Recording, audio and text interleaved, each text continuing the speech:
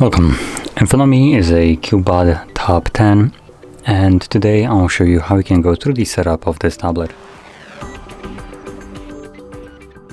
So anyway, once you put it off the first time, you should be presented with this screen right over here where you get to select your desired language. Now for me, it already selected a correct one, so I don't need to do anything extra.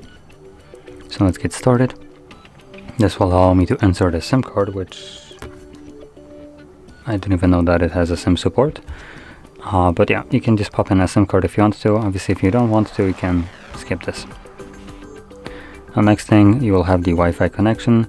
Now, if you choose to skip both of them, the Wi-Fi and the SIM insertion, then date and time will not be set automatically, and additionally, Google login page will not show up throughout the setup process. But if you choose to connect to either one of them, then it will be in reverse. Now, I'll be skipping both of them.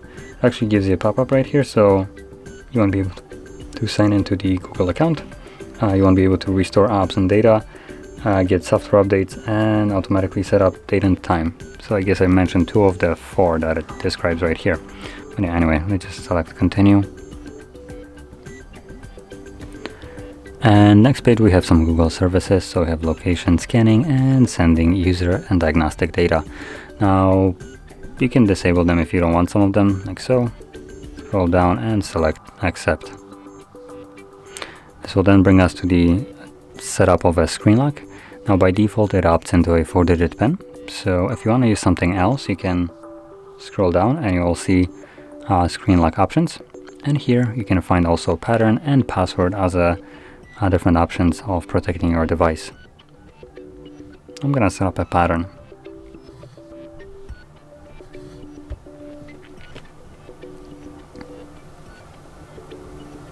And it looks like once your screen lock is set, the device is then finished with the setup. So anyway, if you found this video helpful, don't forget to hit like, subscribe, and thanks for watching.